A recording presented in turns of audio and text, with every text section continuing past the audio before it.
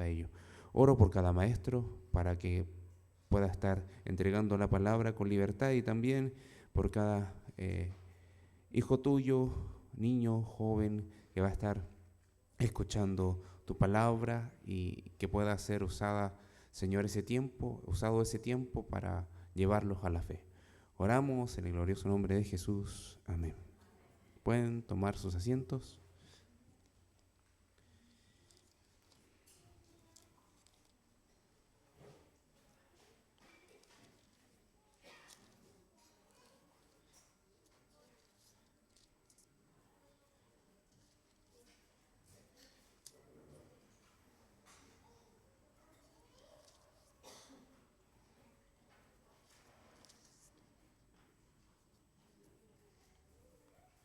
Vamos a leer Marcos capítulo 6, versículos 7 al 13. Marcos 6, del 7 al 13. Dice así la palabra del Señor.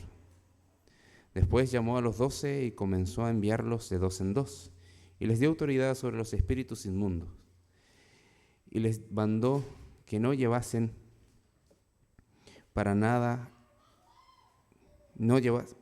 que no llevasen nada para el camino, sino solamente bordón, alforja, ni pan, ni dinero en el cinto, sino que calzasen sandalias y no vistiesen dos túnicas. Y les dijo: donde quiera que entréis en una casa, posad en ella hasta que salgáis de aquel lugar.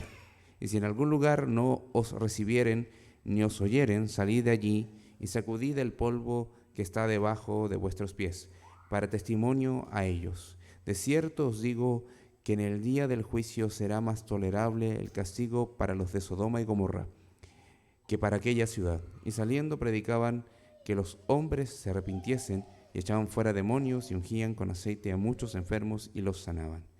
Que el Señor bendiga nuestros corazones por medio de su palabra, que ya es bendecida. Así que podemos pasar a nuestras clases, los niños, niñas.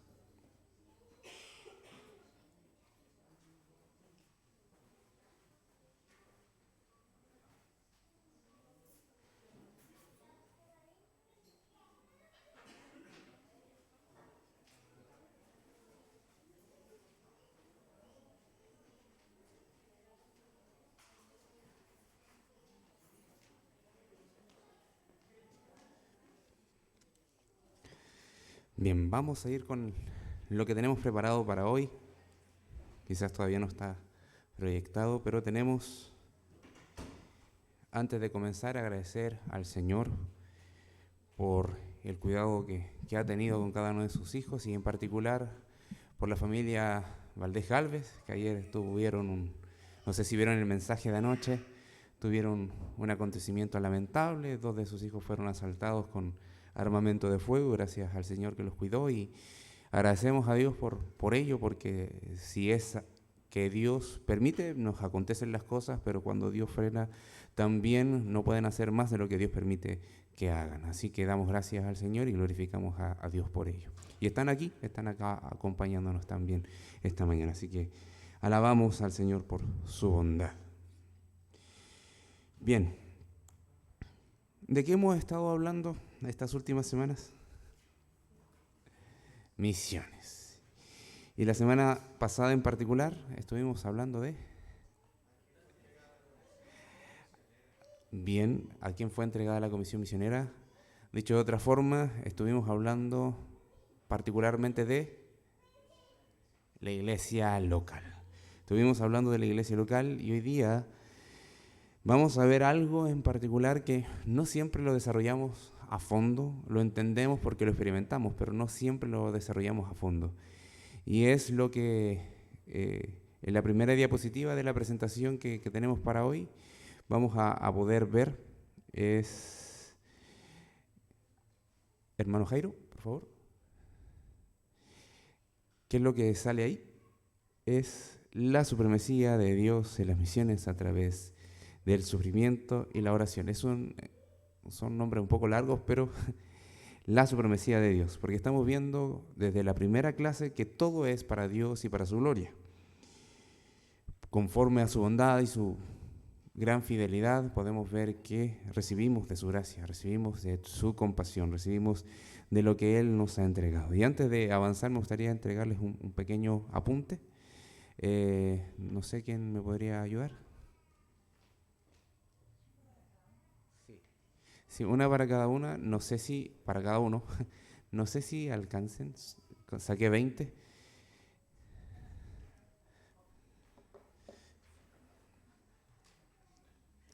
A ver, 1, 2, 4, 6, 8. Bueno, los matrimonios creo que lo pueden compartir.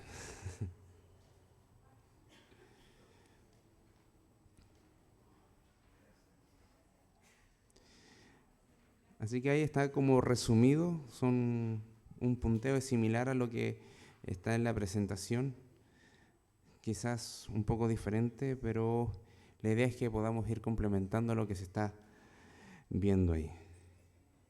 Bien, como vemos, lo primero que debemos de precisar es que cuando hablamos de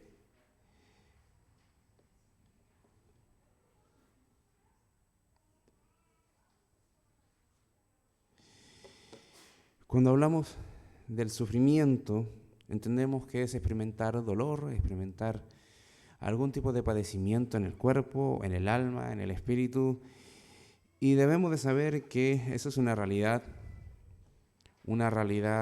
constante y permanente en la vida. Nadie está libre del sufrimiento, nadie está libre del padecer, nadie está libre de sufrir. Experimentar dolor es algo que muchas veces queremos evitar, pero es ineludible. Y la oración es algo que todo cristiano deberíamos de realizar. Oración, definamos oración como un encuentro con Dios, donde nosotros dirigimos con honestidad nuestras palabras y explicamos y contamos y pedimos todo lo que podamos estar necesitando e incluso experimentando. La oración, un encuentro con Dios donde podemos disfrutar de su presencia, podemos disfrutar de su compañía y saber de que Él nos está oyendo. Ambas cosas, el sufrimiento como la oración, están ahí puestas para glorificar a Dios. Dios se glorifica a Dios en ambas, ya sea en lo que experimentamos acá en la tierra o lo que nosotros podemos entregarles a Él con nuestras conversaciones. Ahora, el sufrimiento debemos de entenderlo que es una realidad de las misiones. El texto que vimos y que leímos no es un hecho aislado. De hecho, si usted sigue leyendo poquito más adelante, simplemente el ser predicador del Evangelio, ser alguien comisionado por Dios para hablar de las buenas nuevas y del arrepentimiento y la fe, le costó a Juan el Bautista la muerte. Luego, mejor dicho, le costó la vida. Le costó completamente la vida, le costó absolutamente todo, pero estaba con el gozo puesto en Jesús, en el Dios eterno, en el Padre, en su Mesías, entendiendo que era parte del propósito de Él. Es un patrón bíblico e histórico. Debemos de verlo a lo largo de toda la historia de la iglesia. Siempre se sufre por predicar el Evangelio. Y cuando hay momentos de quietud, es por algo que estamos viviendo tiempos de quietud. Y si tenemos paz, esa paz no necesariamente es la exteriorización de la paz que nosotros tenemos con Dios, sino que es por algo. Algo el Señor está haciendo en esos tiempos de paz cuando no somos perseguidos por predicar el Evangelio.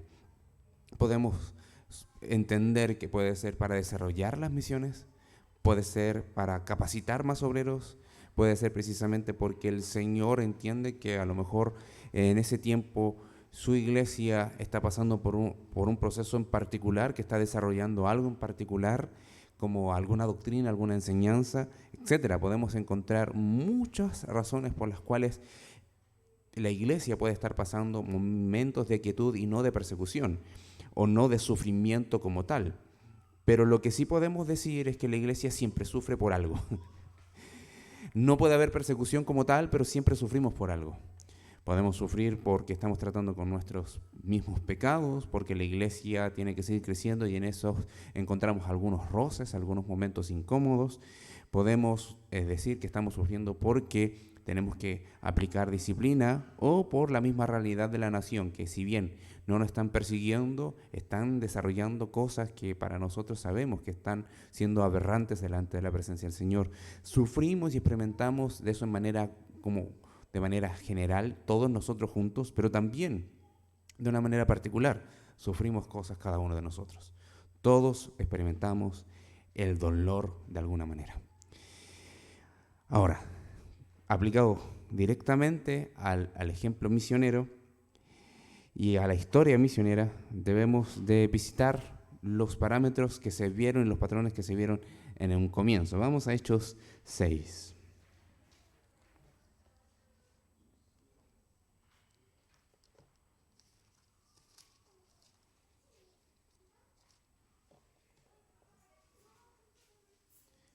Hechos 6, versículo 7.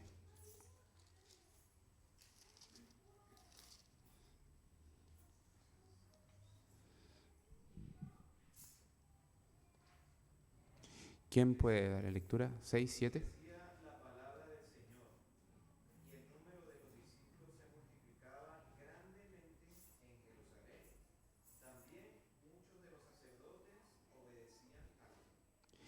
Bien, no sé si se acuerdan un poco del contexto. Durante las vacaciones tuvimos una exposición por el pastor Matías, donde exponía esta idea de que la palabra de Dios crecía en medio de la dificultad. En medio de la dificultad. Aquí, si bien venimos de una elección de diáconos, pero eso respondió a una posible división de la iglesia y a una gran división de la iglesia. Y de hecho habría traído pésimo testimonio porque la división se habría generado porque estábamos descuidando una necesidad vital de algunas hermanas que estaban ahí con la iglesia, que eran las viudas que estaban siendo dejadas de lado. Supuestamente ese era el reclamo de ellas, porque toda la iglesia o los creyentes que eran más de una etnia hebrea, israelita, estaban ocupándose de las viudas que eran de esa nación, de esa etnia. Entonces los reclamos eran, nos están dejando de lado. Ese era el peligro y se estaba dividiendo el asunto. Así que, pero a pesar de eso tomaron decisiones, fueron guiados y pudieron ver la obra del Señor, donde en medio de espinos y cardos el Señor hacía prosperar su palabra.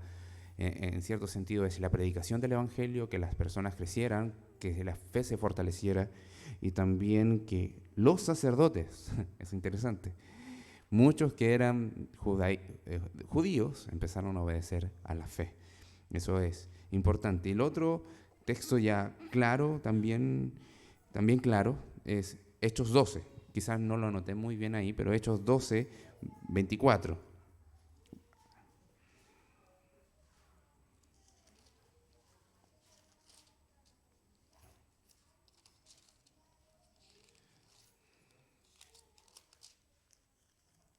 ¿Alguien que le quiera dar lectura?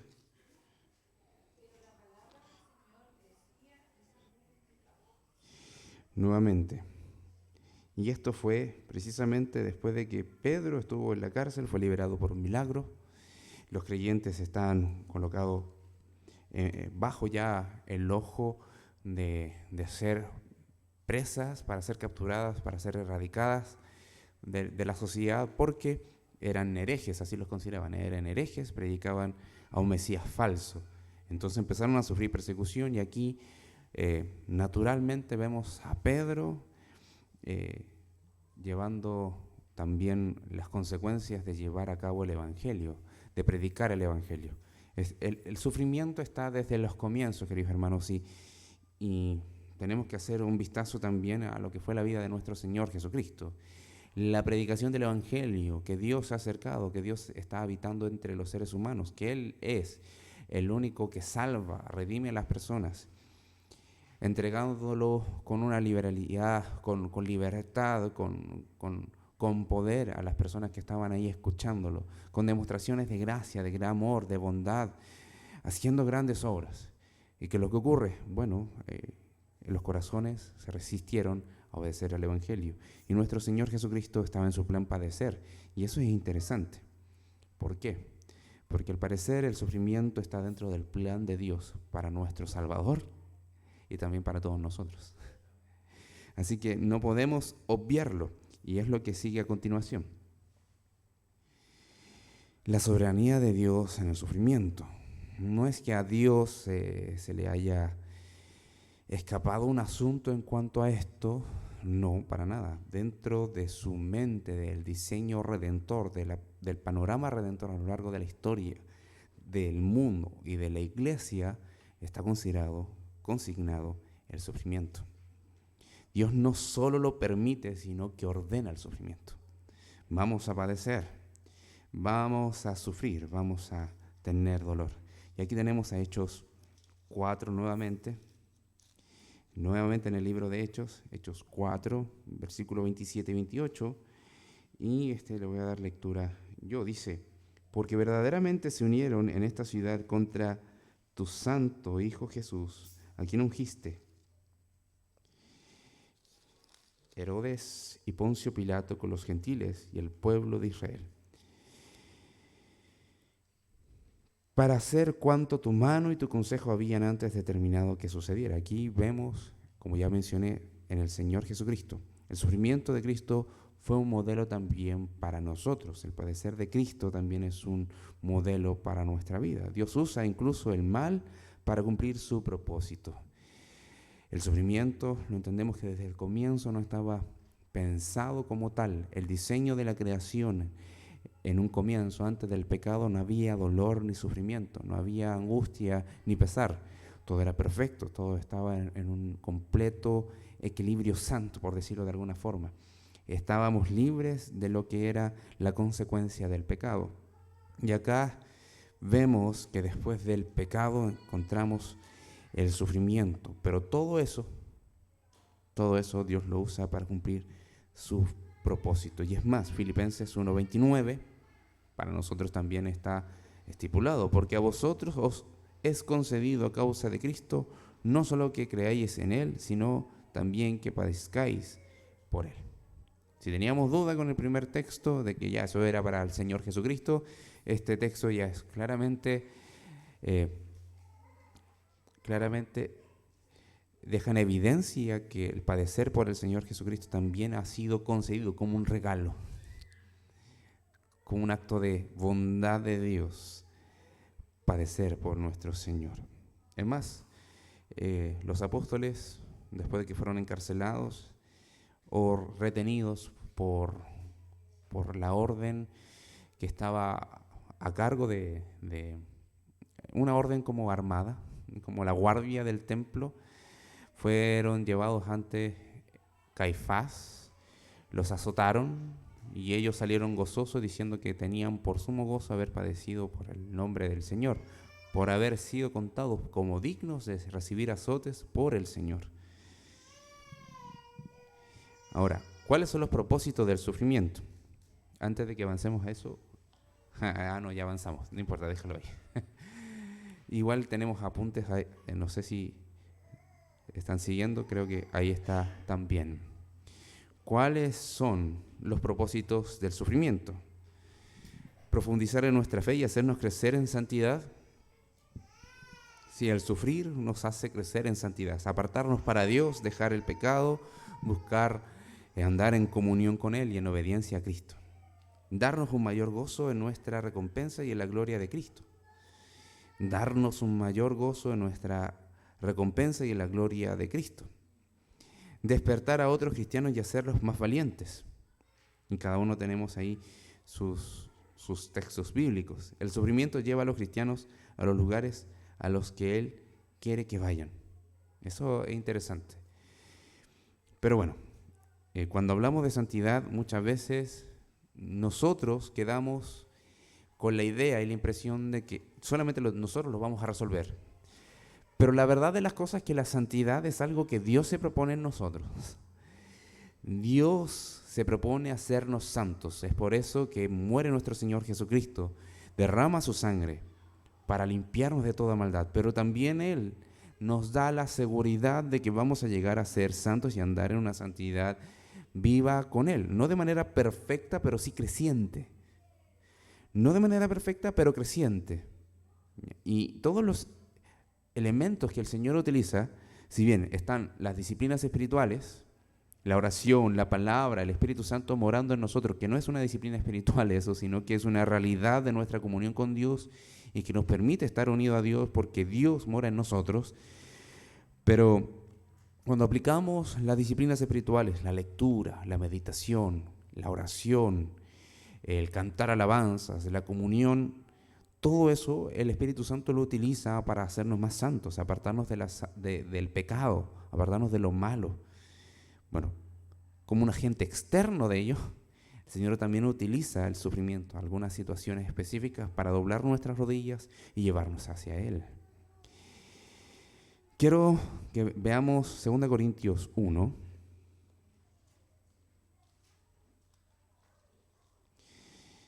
Segunda de Corintios 1, versículo 8 y 9.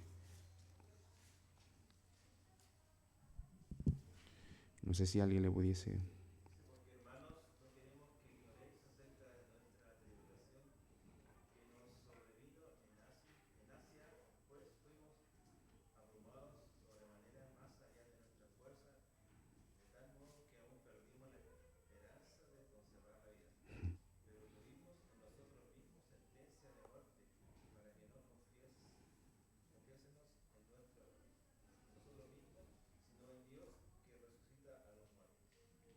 Y esto es interesante. A veces los padecimientos nos llevan al extremo de decir, no tengo nada más que a Dios. Estoy perdido por todos lados. Tengo una sentencia de muerte en mí. Pero eso es para confiar en que Dios, incluso si muero, Él me va a levantar en el día que Él le tenga estipulado hacerlo.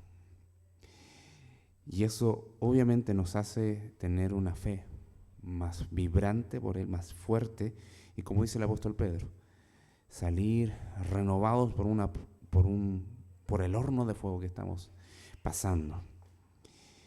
Bien, también tenemos el gozo nuevamente en este mismo libro, 2 Corintios 4.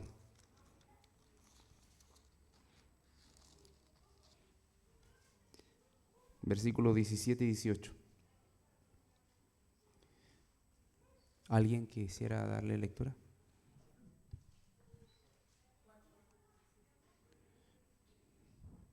Porque esta leve tribulación momentánea produce en nosotros un cada vez más excelente y eterno peso de gloria, no mirando nosotros las cosas que se ven, sino las que no se ven, pues las cosas que se ven son temporales, pero las que no se ven son eternas. Amén. Entonces eso trae gozo al corazón, trae gozo y alegría al alma, porque sabemos que el Señor es quien está al control y nos hace mirar más allá de la vida terrenal. Despertar a otros cristianos y hacerlos más valientes. En Filipenses 1:14 dice así: y la mayoría de los hermanos, cobrando ánimo en el Señor con mis prisiones, se atreve mucho más a hablar la palabra sin temor. El padecer bien. Cuando tú padeces bien, entregándote por completo al Señor, entregando tu vida, puede ser de ánimo para los otros. Es decir, está padeciendo por la causa de Cristo. ¿Y nosotros? Bueno, vamos a cobrar ánimo. No lo piensan así, pero decir, si ese es el camino, yo también lo voy a seguir. El Señor despierta las conciencias, alienta los corazones. Y el sufrimiento lleva a los cristianos a los lugares a los que Él quiere que vayan. Hechos 8. Volvemos a Hechos. Y esta es la persecución de Saulo a la iglesia. Y la iglesia no se armó para enfrentar a Saulo, sino que huyó, se escondió, se resguardó. y donde quiera que se escondieran, predicaban el Evangelio.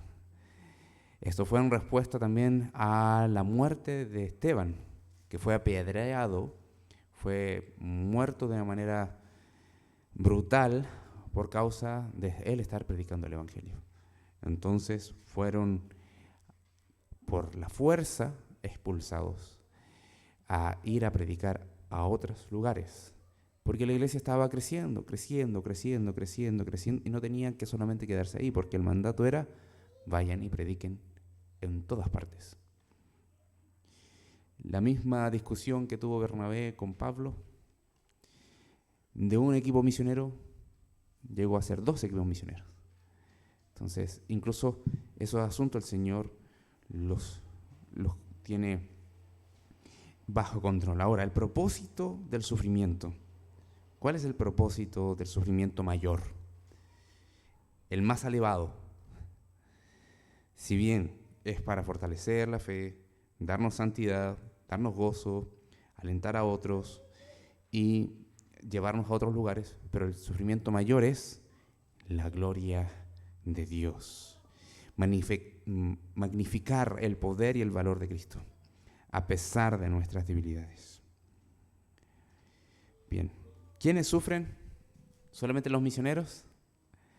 No. De manera general, podríamos decir que cada uno de nosotros tenemos una arista misionera. No como un misionero transcultural, pero todos estamos en una gran misión, eso es lo que estoy tratando de decir. Todos estamos siendo parte de esta gran misión. Así que todos sufrimos de alguna manera. No es excepcional, es normal. Forma parte de nuestra unión con Cristo, porque se nos es concedido creer en Él y también padecer por Él. Y la respuesta cristiana al sufrimiento debería ser gozo y no desesperación. Gozo como los apóstoles que ya mencioné en Hechos 5. Esperanza. Y veamos ese pasaje, Hebreos 10, 34.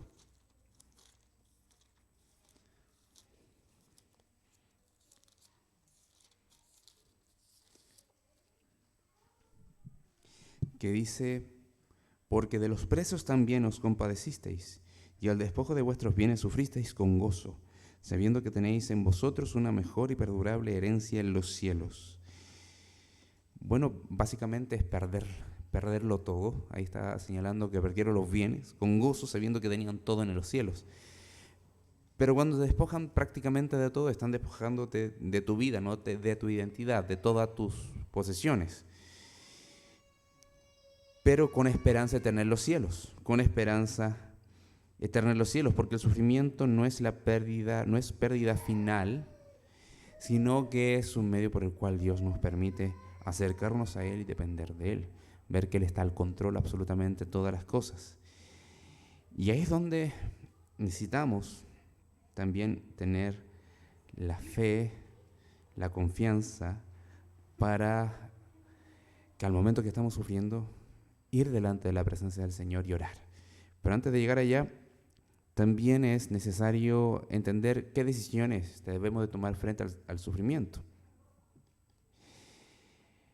Cuando hablamos del sufrimiento y saber que Dios lo usa para todo lo que ya hemos mencionado, ¿significa que vamos a ser imprudentes, impulsivos, temerarios? No. En ningún sentido. No podemos abandonar nuestras responsabilidades al decir, bueno, el sufrimiento el Señor lo va a ocupar para bien. No, es mediante cumplimos con nuestras responsabilidades y somos obedientes en la esfera de nuestra vida en la que nosotros nos encontremos, ya sea en el ministerio o llevando a cabo el ministerio de vivir y encarnar a Cristo en nuestro día a día. Podemos decir, bueno, si el Señor quiere que yo sufra, voy a sufrirlo con todo lo que ya hemos descrito, o me voy a esforzar confiando en que Él va a generar eso en mí. Si aceptas una vida que lo impide, también ese es el otro extremo. Voy a mantenerme resguardadísimo y voy a evitar el sufrimiento por todos lados. Creo que tampoco es el asunto que se está planteando, sino aceptar la voluntad de Dios, que es soberano. Eso es. Aceptamos la soberanía de Dios que está por sobre todo y que incluye mi sufrimiento.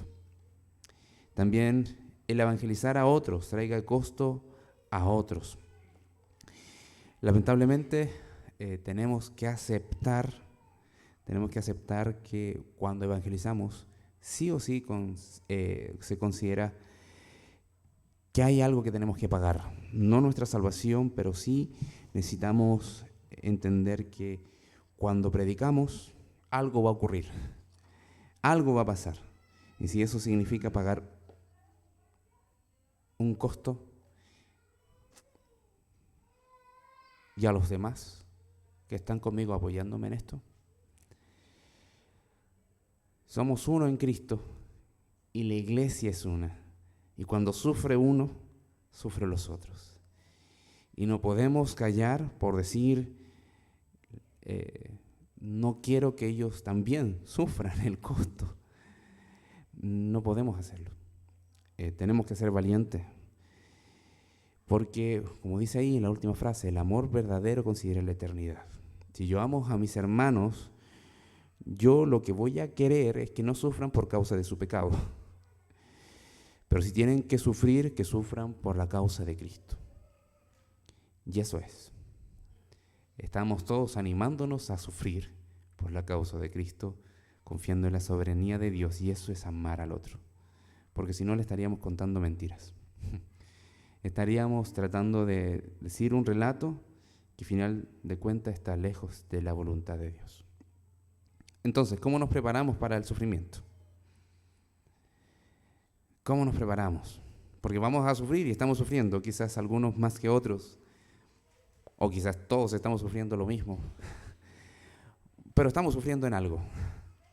¿Cómo nos preparamos? Bueno, ahí está, en la hojita 2, aquí. Conociendo el valor del Evangelio, que es incalculable. Es incalculable, ese es el valor. Eterno, infinito.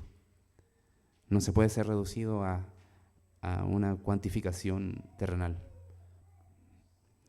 Evaluar el estilo de vida. Y eso es interesante.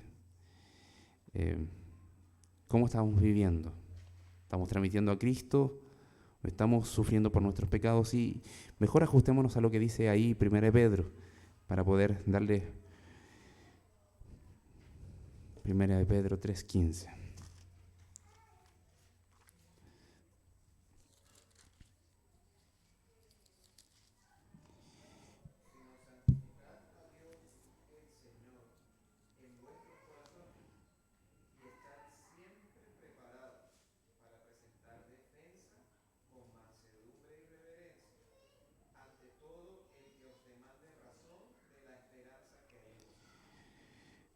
Santificar a Dios. Cuando hablamos de santificarlo en nuestros corazones, no radica solamente en pensar bien y alabanzas que apunten a la majestad de Dios, sino que eso se manifieste en la vida, y cuando llegue el momento de dar defensa de la fe podamos darlo con mansedumbre.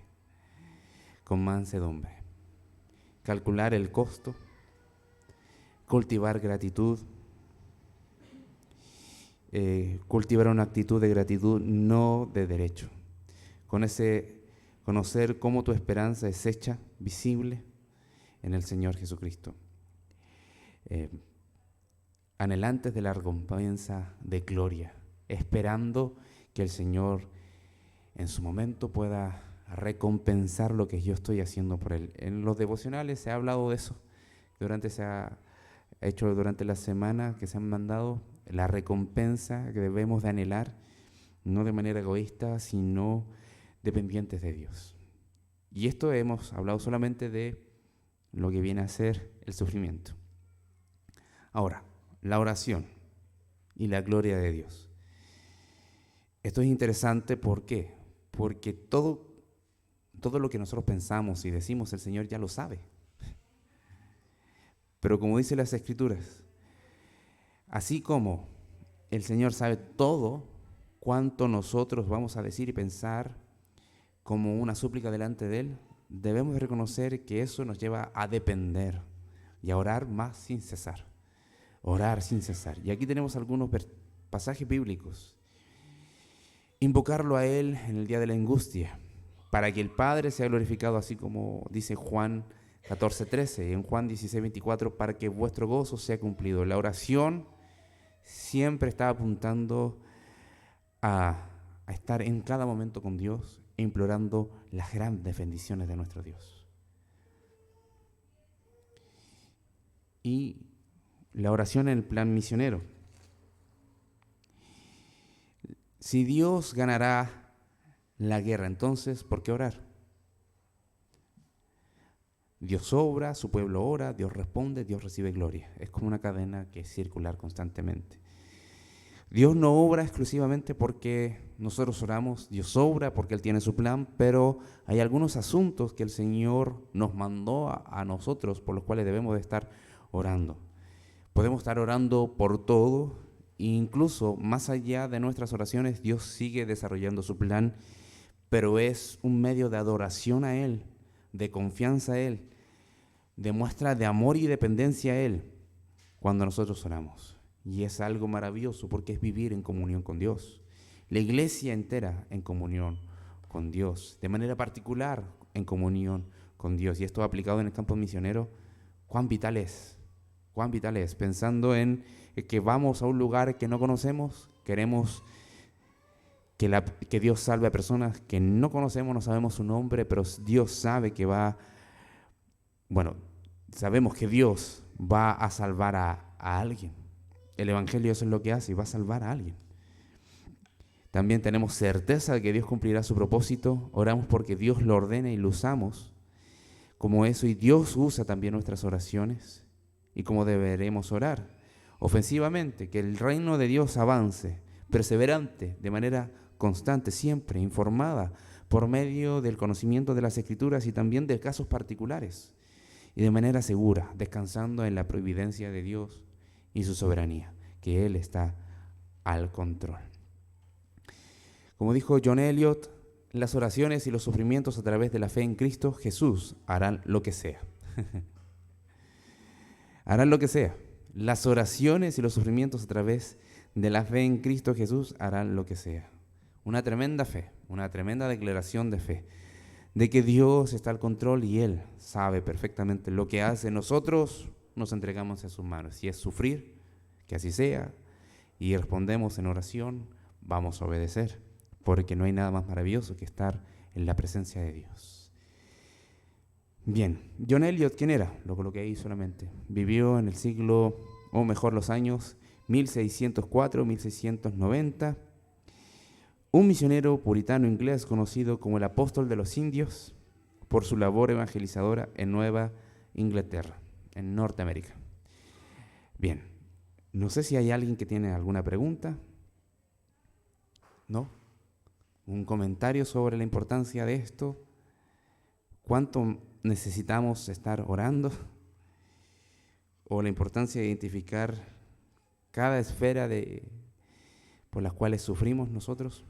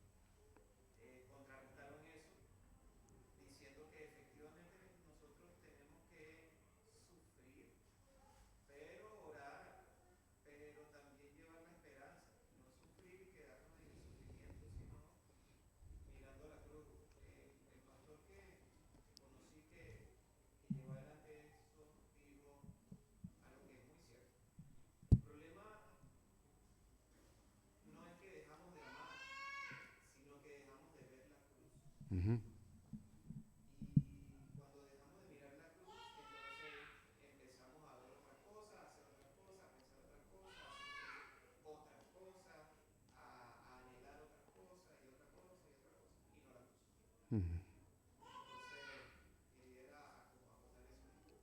Amén. Muchas gracias, hermano Samael, hermano Carlos.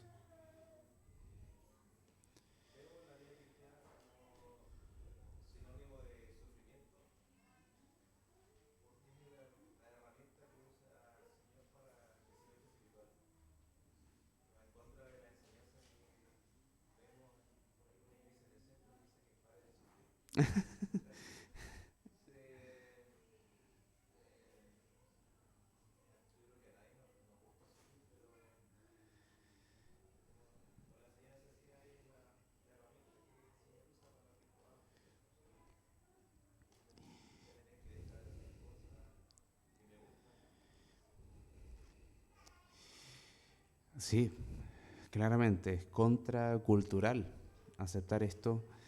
Bueno, y en algún momento Buda por ahí lo utilizó como parte de su desarrollo de fe, pero no lo enfrentaba como lo describe las Escrituras, que es incluso un medio por el cual podemos glorificar al Señor. A nadie le gusta, pero podemos sufrir con esperanza y con gozo. Y así también podemos no dejar de amar cuando estamos sufriendo, sino que amar de manera sufrida y estar amando, sufriendo pero amando al Señor. Bien, para terminar, muchas gracias, hermano Carlos. Quiero mostrar una pequeña tarea que está ahí. ¿No? ¿Sí? Ya. No se ve, agrándela con una hojita. Con una hojita la voy a estar enviando. Igual es la tarea, tiene dos partes. Primero, análisis teológico bíblico, que son 5 preguntitas que usted va a leer y responder, pensando y respondiendo. Voy a enviarlo esto para que lo pueda resolver en Word, lo pueda escribir si es que así lo guste, o también voy a enviar un link de formulario para que pueda ahí escribir su respuesta. Y la segunda parte es una investigación histórica. Investiga la vida de un cristiano que haya destacado en su servicio a Dios mediante el sufrimiento y la oración. Por ejemplo, hay algunos nombres ahí, ¿ya? Así que esto lo voy a estar compartiendo. Quien lo entregue va a tener algunos puntitos para la calificación final. No, es importante los puntitos para aprendizaje, reflexión, de crecimiento, para eximirse después en el examen final. Bien, eso es, queridos hermanos. Así que vamos a tener un tiempo final de oración, nos ponemos en pie y agradecemos también por los alimentos que nos vamos a servir. Oramos a nuestro Dios. Padre, oramos a ti reconociendo que tú eres bueno, fiel y verdadero. Sabemos que tus planes están más allá de lo que nuestra mente puede comprender, pero aún así queremos entregarnos como un niño se entrega a los brazos de sus padres, que confía que los van a cuidar, que los van a amar. Así nos entregamos a ti, confiando que tú nos abrazas como un Padre amoroso que nos sostiene en nuestras debilidades, en nuestras angustias, en nuestros dolores. Y así también, Señor, cuando está todo bien, tú disfrutas con nosotros, te gozas y nos compartes tu gozo. Gracias, Señor, porque queremos asumir bien, con responsabilidad, esa comisión que tú nos entregaste de llevar tu nombre a lo último de la tierra. Y queremos responder porque estamos en lo último de la tierra y queremos también salir a evangelizar. Y si alguien tiene que salir al mundo en el sentido geográfico, Señor, que así sea y que podamos ir con gozo a ellos, a los perdidos y a los no alcanzados de la sociedad y también en el mundo a nivel geográfico de diferentes países y continentes. Oramos, Señor, agradecidos por tu palabra, que nos alienta, que nos trae verdad y también que nos corrige, nos instruye y nos da claridad para vivir la vida. Oramos, Señor, agradecidos por todo y también por los alimentos que nos vamos a servir. En el glorioso nombre de Jesús. Amén. A las 11:35 comenzamos el culto.